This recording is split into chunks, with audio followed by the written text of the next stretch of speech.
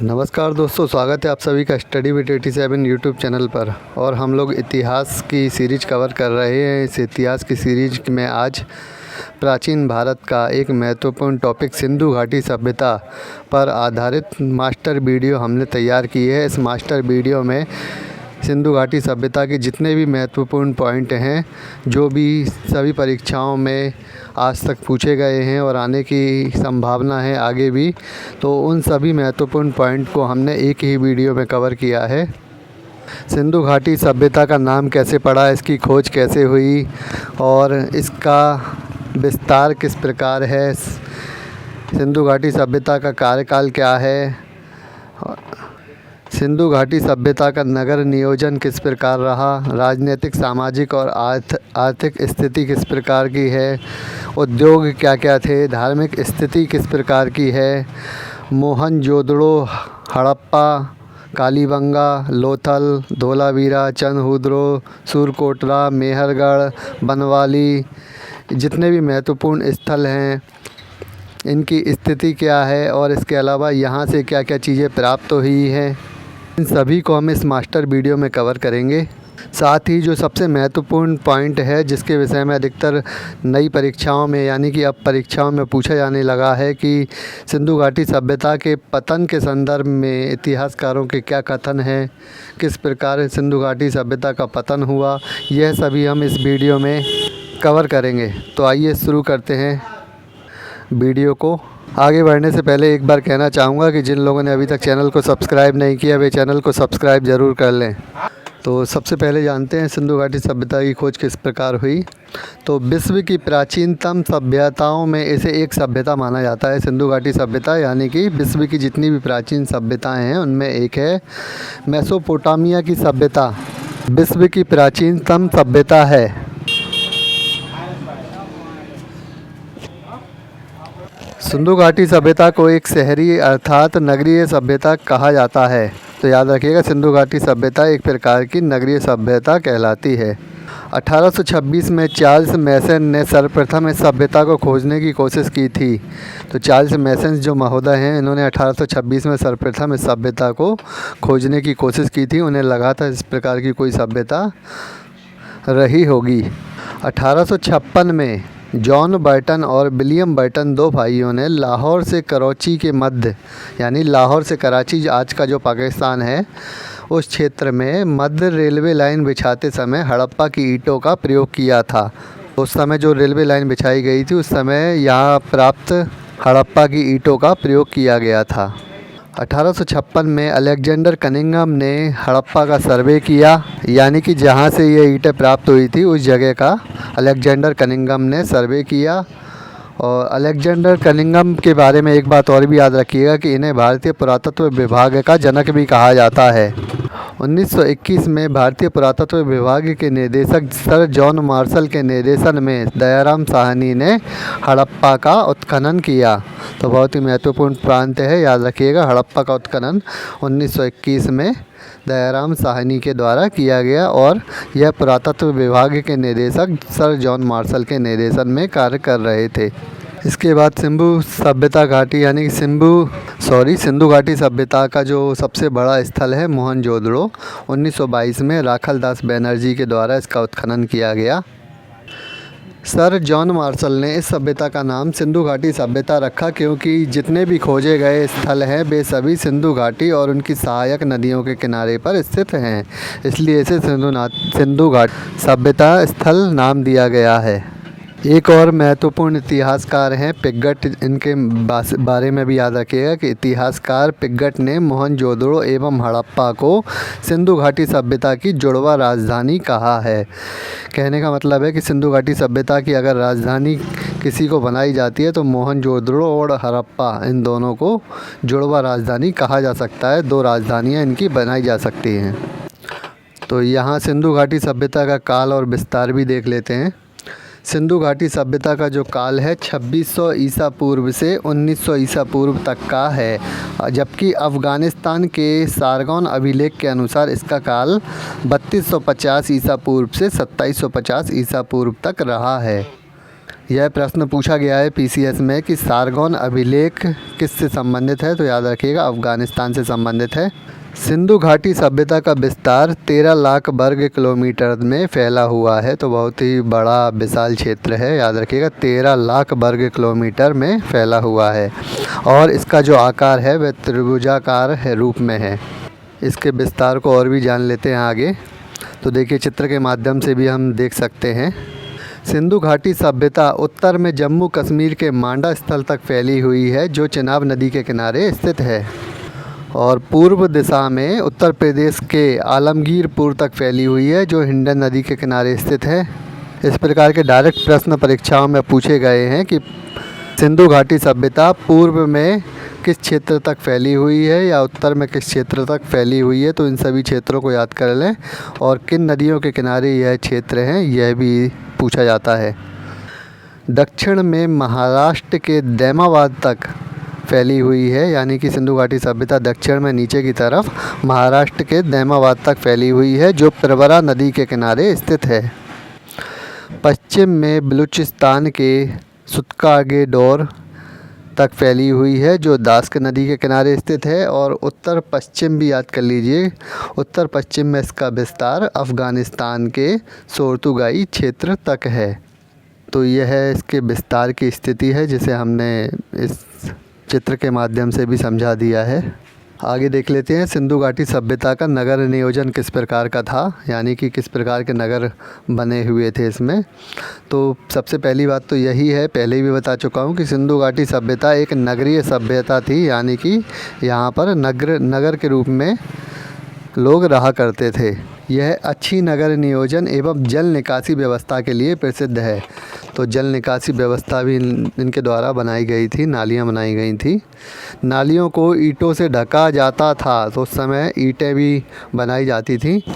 इस प्रकार के साक्ष्य भी मिले हैं, कहाँ से क्या मिला है हम आगे वीडियो में कवर करेंगे। तो देखिए सभी नगर शतरंज बोर्ड के समान बसे हुए थे। सभी सड़कें एक दूसरे को समकोण पर काटती थी, जिस प्रकार शतरंज आप लोगों ने खेला होगा, 64 खाने के रूप में बना हुआ है, समकोण पर एक दूसरे से जुड़े हुए खाने हैं, उसी प्रकार इनके नगर एवं मकान बने हुए थे। घरों के दरवाजे मुख्य मार्ग पर नहीं खुलते थे और 2 मंजिला इमारत भी बनाई जाती थी, अर्थात इन्हें सीढ़ियों का भी ज्ञान था। आगे देखते हैं। प्रत्येक घर में 3 या 4 कक्ष, रसोई, खुला क्षेत्र यानी आंगन आदि होता था। कुछ घरों में कुएं भी हुआ करते थे। कच्ची एवं पक्की ईंटों का प्रयोग भी हुआ करता था। नगर 2 भागों में विभक्त थे। पूर्वी भाग में जन सामान्य व्यक्ति रहते थे और पश्चिमी भाग में ऊंचे टीले पर निर्मित दुर्गीकृत होता था। ईंटों का साइज भी दिया हुआ है। ईंटों का जो पुराने ज़माने में साइज हुआ करता था वह 4/2/1 हुआ करता था, यानी लंबाई गुणे चौड़ाई गुणे ऊंचाई उनके इस अनुपात में थी। आगे इनकी राजनीतिक, सामाजिक और आर्थिक स्थिति भी देख लेते हैं। सिंधु सभ्यता की लिपि को पढ़ने में सफलता नहीं मिली, इसलिए जानकारी का अभाव है, परंतु ऐसा माना जाता है कि पुरोहित वर्ग के पास ही सत्ता रही होगी, यानी कि उस समय जो पुरोहित वर्ग होता था वो पढ़ा लिखा माना जाता था और उनके पास ही राज्य की सत्ता हुआ करती थी। यहाँ से बड़ी मात्रा में मातृ देवियों की मूर्तियाँ प्राप्त हुई हैं। मातृ देवियों की मूर्तियाँ प्राप्त हुई हैं, तो यह याद रखिएगा, बहुत ही महत्वपूर्ण पॉइंट है, कई बार पूछा गया है। सिंधु सभ्यता के लोग शांतिप्रिय लोग होते थे और इस बात का पता ऐसे चलता है कि क्योंकि यहाँ पर कम मात्रा में हथियार मिले हैं। आगे देखते हैं। लोग शाकाहारी एवं मांसाहारी दोनों होते थे। यहाँ से युग्मित समाधान प्राप्त होते हैं, यानी युग्म के रूप में, जोड़े के रूप में समाधान मिले हैं, कब्रें मिली हुई हैं। एक स्थान है कश्मीर में बुर्जहोम नाम का, जहाँ से कुत्ते को व्यक्ति के साथ दफनाने का साक्ष्य भी मिला है। तो इससे यह भी पता चलता है कि पशुपालन भी हुआ करता था। सिंधु सभ्यता के लोगों की कृषि आधारित अर्थव्यवस्था थी। कृषि उन्नत अवस्था में थी। प्रमुख फसलें गेहूं, जौ, मटर, चना, सरसों, रागी आदि शामिल थीं। आगे देखिए। बाजरा फसल का साक्ष्य कम मात्रा में मिलता है, यानी कि बाजरा की फसल कम मात्रा में उगाई जाती थी। उत्तर हड़प्पा काल में चावल की खेती के साक्ष्य मिलते हैं। कपास की खेती का भी साक्ष्य मिला है। सिंचाई हेतु नहर एवं कृत्रिम जलाशय के साक्ष्य भी मिले हैं। घरेलू एवं विदेशी व्यापार भी होता था। बड़े नगर व्यापार के केंद्र होते थे। पशुपालन भी होता था तथा विदेशी व्यापार हेतु नावों का प्रयोग किया जाता था। तो उस समय नाव वगैरह भी बनाई जाने लगी थी। दूसरे विदेशों से जो व्यापार होता था वह नाव के द्वारा ही किया जाता था। सिंधु घाटी सभ्यता के उद्योग और धार्मिक स्थिति के बारे में भी देख लेते हैं। इस सभ्यता के लोग तांबा एवं टीन मिलाकर कांसे का निर्माण करते थे। बहुत ही महत्वपूर्ण पॉइंट है, कई बार परीक्षा में पूछा गया है, बिल्कुल याद रखिएगा कि तांबे और टीन को मिलाकर कांसे का निर्माण किया जाता था उस समय पर। इसीलिए इस सभ्यता को कांस्य युगीन सभ्यता भी कहा जाता है। सोने चांदी से परिचित थे परंतु लोहे के बारे में इनको जानकारी नहीं थी। यह प्रश्न पूछा गया है अनेकों बार कि सिंधु घाटी सभ्यता के लोगों को किस धातु की जानकारी नहीं थी, तो याद रखिएगा लोहे के बारे में उन्हें जानकारी नहीं थी। मनके बनाने का कारखाना भी मिला है, साथ ही ईंट बनाने के भट्टे भी मिले हैं। इस वीडियो में सिंधु घाटी सभ्यता की समस्त जानकारी है। अगर इसे विस्तार पूर्वक समझाने लग गया तो कहो 2-3 घंटे लग जाएंगे। इसलिए इस वीडियो को कम समय में कवर करने के लिए जल्दी जल्दी समझाया जा रहा है। तो आप भी केवल एक बार समझते जाइए, 1-2 बार जब इनका रिवीजन करेंगे तो अच्छे से सभी चीज़ें आपको याद हो जाएंगी। तो देखते हैं आगे लिखा है, सिंधु सभ्यता के लोग बहुत देववाद में विश्वास करते थे, यानी कि सभी देवताओं को मानते थे, अनेकों देवताओं पर विश्वास करते थे। मोहनजोदड़ो से मिली एक मोहर पर देवता का चित्र अंकन था जिसे जॉन मार्शल ने पशुपतिनाथ कहा है। तो पशुपतिनाथ देवता की पूजा की जाती थी यहाँ पर। हवन कुंड के साक्ष्य भी मिले हैं। यज्ञों में बलि भी दी जाती थी। जादू टोने टोटके में विश्वास भी करते थे और उस समय प्राचीन ज़माने में योग भी किया करते थे लोग। योग इन चीज़ों के साक्ष्य भी मिले हैं। वृक्ष पूजा किया करते थे, लिंग पूजा भी किया करते थे। तो आगे देख लेते हैं महत्वपूर्ण स्थलों के विषय में। अब मोहनजोदाड़ो जो सबसे महत्वपूर्ण स्थल है, इसके ऊपर मूवी भी बनी हुई है ऋतिक रोशन की। उस मूवी से भी अच्छी खासी जानकारी मिल जाती है। तो आइए चलो देखते हैं मोहनजोदड़ो में क्या चीज़ मिली है, इसकी स्थिति क्या है। तो पाकिस्तान के सिंध के लरकाना ज़िले में सिंधु नदी के तट पर इसकी स्थिति है। बहुत ही महत्वपूर्ण जानकारी है मोहनजोदड़ो के विषय में कि पाकिस्तान का जो इलाका है सिंध के ललकाला ज़िले में इसकी स्थिति है, याद रखिएगा। और सिंधु नदी के तट पर तो इसकी स्थिति के विषय में सभी जानते हैं। और राखल दास बनर्जी ने इसका उत्खनन किया है। बहुत ही महत्वपूर्ण व्यक्ति हैं इतिहासकार राखल दास बनर्जी। और सबसे महत्वपूर्ण बात है, यहाँ से एक विशाल अन्नागार और विशाल स्नानागार प्राप्त हुआ है। स्नानागार यानी जो गुसलखाने जिनको कहा जाता है। सर जॉन मार्शल ने इस स्नानागार को दुनिया की आश्चर्यजनक इमारत कहा है। इस स्नानागार के तल में बिटुमिन्स का लेप भी पाया गया है। याद रखिएगा बिटुमिन्स का लेप इसके तल में किया गया है। मोहनजोदड़ो से पुरोहित राजा की मूर्ति प्राप्त होती है। यहाँ का कोई राजा वो पुरोहित रहा करते थे, बताया पिछले पॉइंटों में भी। और जो पुरोहित राजा की जो मूर्ति प्राप्त हुई है यह ध्यान की अवस्था में है और एक शॉल ओढ़ रखी है, यानी कि इस मूर्ति में राजा ने शॉल ओढ़ रखा है जिस पर सुंदर कासीदारी यानी कासीदाकारी भी की गई है। नक्काशी सुंदर बनी हुई है उसके ऊपर। और यहाँ से धातु की नर्तकी की मूर्ति भी प्राप्त हुई है। इस नर्तकी के हाथ में ऊपर तक चूड़ियाँ पहनी हुई है, यानी कि यह नर्तकी की जो मूर्ति है वह एक हाथ में ऊपर तक चूड़ियाँ पहनी हुई है जबकि दूसरा हाथ खाली है। यहाँ से हाथी का कपाल खंड भी मिलता है। सूती वस्त्र के साक्ष्य भी मिले हैं। यहाँ पर मेसोपोटामिया सभ्यता की मोहर भी प्राप्त हुई है। तो ये महत्वपूर्ण पॉइंट थे मोहनजोदड़ो के विषय में जो अक्सर परीक्षाओं में पूछे जाते हैं, याद रखिएगा इनको। चलिए देखते हैं आगे। हड़प्पा के विषय में भी देख लेते हैं। हड़प्पा की स्थिति भी पाकिस्तान के पंजाब में मोंटगोमरी ज़िले में वर्तमान में साहिवाल ज़िले में इसकी स्थिति है। और यह रावी नदी के तट पर स्थित है, यह भी याद रखिएगा। नदियों के तट के विषय में भी पूछा जाता है, किस नदी पर कौन सा स्थल स्थित है।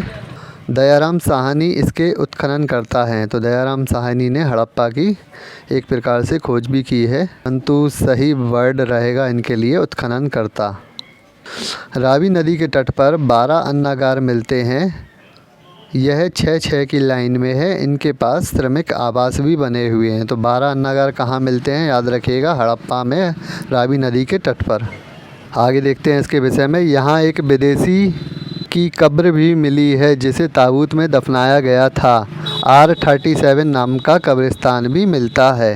हड़प्पा से एक इक्का गाड़ी भी मिली है। यहाँ से एक स्वास्तिक का निशान भी मिला है और यहाँ से एक श्रृंगार पेटी का साक्ष्य भी मिला है।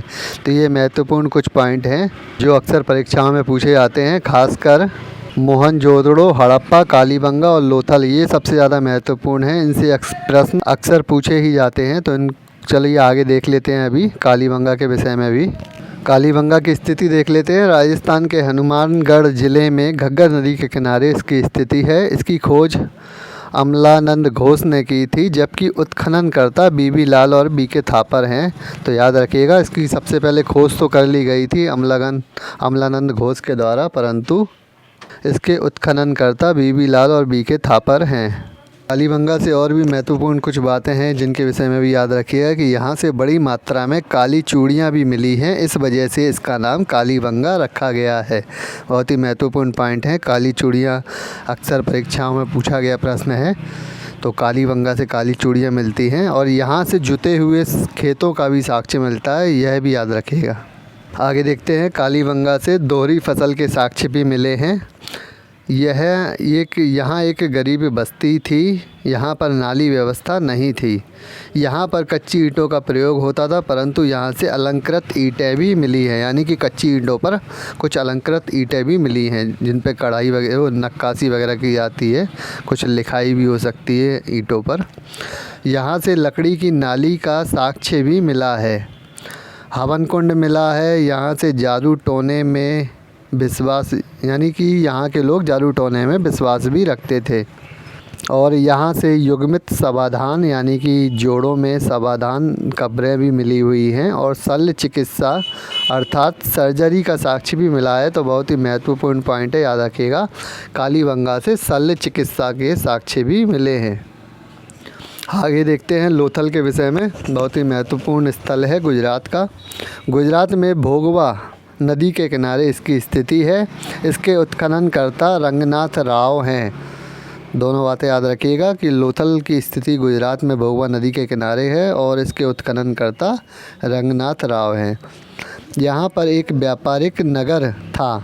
यहाँ से महत्वपूर्ण जो सबसे बड़ा गोदीवाड़ा बंदरगाह है वह यहीं से मिला है, लोथल से ही। यहाँ से मनके बनाने का कारखाना भी मिला है और घरों के दरवाजे मुख्य सड़क पर खुलते थे। तो व्यापारिक नगर होगा तो जाहिर सी बात है कि जो घर के दरवाजे हैं वह मुख्य सड़क पर खुलते थे। चक्की के दोनों पार्ट वाले साक्ष्य भी मिला है। यहाँ पे चक्की, यानी कि चक्की चलाई जाती थी, उनके दोनों पार्ट भी यहाँ से मिले हैं। और यहाँ से चावल के साक्ष्य भी मिले हैं एवं फ़ारस की मोहर भी यहाँ से प्राप्त हुई है। जो फ़ारसी लोगों की जो मोहरें थी वह भी यहाँ से प्राप्त हुई हैं। आगे देखते हैं धौलावीरा के विषय में। गुजरात में इसकी स्थिति है और उत्खननकर्ता रविंद्र सिंह बिष्ट हैं। यह किसी नदी के किनारे नहीं है। ये एक ऐसा नगर है जो किसी भी नदी के किनारे नहीं है। यह नगर 3 भागों में बटा हुआ है, पश्चिमी, मध्य और पूर्वी। यहाँ पर 16 कृत्रिम जलाशयों के साक्ष्य भी मिले हैं। तो इनके विषय में भी याद रखिएगा। और यहाँ एक स्टेडियम भी मिला है। पहले के ज़माने में भी स्टेडियम हुआ करते थे। यहाँ से सूचना पट्ट अर्थात साइन बोर्ड भी मिला है। 4 महत्वपूर्ण नगर और हैं, इनके विषय में भी जान लेते हैं। चंदहुदड़ो पाकिस्तान में इसकी स्थिति है। यह एक औद्योगिक नगरी थी। मनके बनाने का कारखाना यहाँ से भी मिला है, तो यह भी याद रखिएगा। बिल्ली का पीछा करते हुए कुत्ते का जो साक्ष्य है वह यहीं चंदहुदड़ो से मिला है। इसके उत्खननकर्ता थे NG मजुमदार, जिनकी डाकुओं ने हत्या कर दी थी। तो NG मजुमदार जो इसके उत्खननकर्ता थे, उनकी डाकुओं ने हत्या कर दी थी। यह भी बात याद रखिएगा। कई बार इस प्रकार की चीज़ें भी पूछ ली जाती हैं। तो देखिए आगे देखते हैं सुरकोटदा के विषय में। गुजरात में इसकी स्थिति है। यहाँ से घोड़े की हड्डियों के साक्ष्य मिले हैं। घोड़े की हड्डियों के साक्ष्य कहाँ मिले हैं? सुरकोटदा में, याद रखिएगा। गुजरात में इसकी स्थिति है। और महत्वपूर्ण पॉइंट दैमाबाद के विषय में पहले भी बताया कि सिंधु सभ्यता का सबसे दक्षिणतम बिंदु दैमाबाद में ही है। तो दैमाबाद की स्थिति महाराष्ट्र में है और यहाँ से तांबे की धातु के रथ का साक्ष्य भी मिला है। बहुत ही महत्वपूर्ण पॉइंट है, कई बार पूछा गया प्रश्न है कि धातु का रथ यानी तांबे की धातु का रथ कहाँ से मिला है, उसका साक्ष्य कहाँ से मिला है। तो याद रखिएगा दैमाबाद से मिला है जो महाराष्ट्र में स्थित है। यहाँ से मकान एवं बस्ती की किलेबंदी का भी साक्ष्य मिला है। तो दैमाबाद में जो मकान और बस्तियाँ होती थी उनकी किलेबंदी टाइप की जाती थी। इस प्रकार के साक्ष्य यहाँ से मिले हैं। आगे देख लेते हैं मेहरगढ़ के विषय में। बहुत ही महत्वपूर्ण स्थल है यह भी। सबसे महत्वपूर्ण बात इसकी ये है कि कृषि के जो प्रथम उदाहरण हैं वह मेहरगढ़ से ही प्राप्त हुए हैं। कई बार पूछा गया प्रश्न है कि कृषि के प्रथम उदाहरण कहाँ से प्राप्त हुए हैं, तो मेहरगढ़ से प्राप्त हुए हैं। मेहरगढ़ को बलूचिस्तान की रोटी की कटोरी भी कहा जाता है, तो यह भी याद रखिएगा, मेहरगढ़ को बलूचिस्तान की रोटी की कटोरी भी कहा जाता है। इस प्रकार के पॉइंट ही परीक्षाओं में पूछे जाते हैं। आगे देख लेते हैं बनवाली के विषय में। यहाँ से मिट्टी के हल जैसा खिलौना प्राप्त हुआ है, कई बार पूछा गया प्रश्न है। और कुछ और महत्वपूर्ण पॉइंट हैं जिनके विषय में भी आपको बता देता हूँ कि हड़प्पा सभ्यता का सबसे बड़ा भारतीय स्थल राखीगढ़ी है, जबकि संपूर्ण सभ्यता का सबसे बड़ा स्थल मोहनजोदड़ो है। भारत में सिंधु अथवा हड़प्पा सभ्यता की सर्वाधिक खुदाई गुजरात प्रांत में हुई है, तो यह भी याद रखिएगा, सर्वाधिक खुदाई गुजरात प्रांत में हुई है। हड़प्पा सभ्यता का केंद्रीय स्थल सिंधु व पंजाब है। कि एक बार मैं आपको फिर से बता देता हूँ कि अगर प्रश्न यह पूछा जाए कि सिंधु सभ्यता का सबसे बड़ा स्थल कौन सा है, तो मोहनजोदड़ो है, फिर उसके बाद हड़प्पा है, उसके बाद राखीगढ़ी है और उसके बाद धौलावीरा है। परंतु अगर यह प्रश्न पूछ लिया जाए कि हड़प्पा संस्कृति का भारत में सर्वाधिक बड़ा स्थल कौन सा है, तो भारत में जो सर्वाधिक बड़ा स्थल है वह राखीगढ़ी है। प्रदेश में एक महत्वपूर्ण स्थल है प्रतापगढ़, यहाँ से भी प्रश्न पूछा जाता है, तो यह भी देख लीजिए। प्रतापगढ़ उत्तर प्रदेश के प्रतापगढ़ में सरायनाहर, महदहा और दमदमा से विभिन्न प्रकार की वस्तुएं एवं साक्ष्य प्राप्त हुए हैं। तो क्या क्या साक्ष्य प्राप्त हुए हैं यह भी देख लीजिए।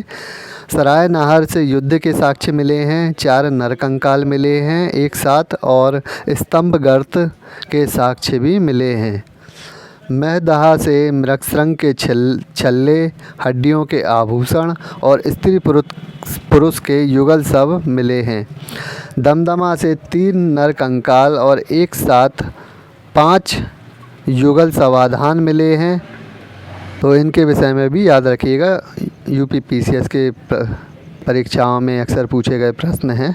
अब सबसे महत्वपूर्ण पॉइंट आता है जो अक्सर परीक्षाओं में पूछा जा रहा है कि सिंधु घाटी सभ्यता का पतन किस प्रकार हुआ। तो इस संदर्भ में अनेक इतिहासकारों के अलग अलग कथन हैं। कुछ इतिहासकारों का कथन यह है कि आर्यों के आक्रमण के कारण सिंधु घाटी सभ्यता का पतन हो गया। कुछ लोगों का कहना है कि बाढ़ के कारण ऐसा हो गया।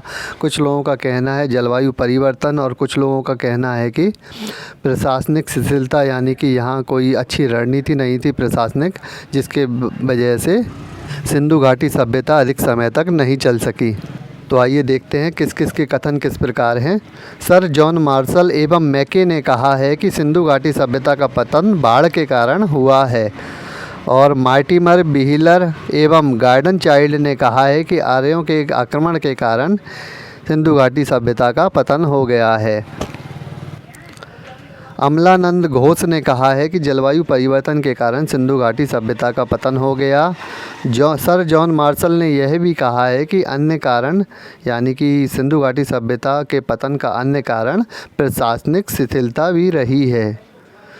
और इसके अलावा एक और इतिहासकार हैं, लैम्बिर्क है, याद रखिएगा। लैम्बिर्क ने कहा है कि सिंधु घाटी का जो पतन है वह सिंधु नदी के मार्ग परिवर्तन के कारण भी हो सकता है। यानी कि इनका कहना है कि जो सिंधु नदी है वह कई भागों में विभाजित हो गई और नगर जिसकी वजह से प्रभावित हो गए, तो इस वजह से सिंधु घाटी सभ्यता का पतन हुआ है।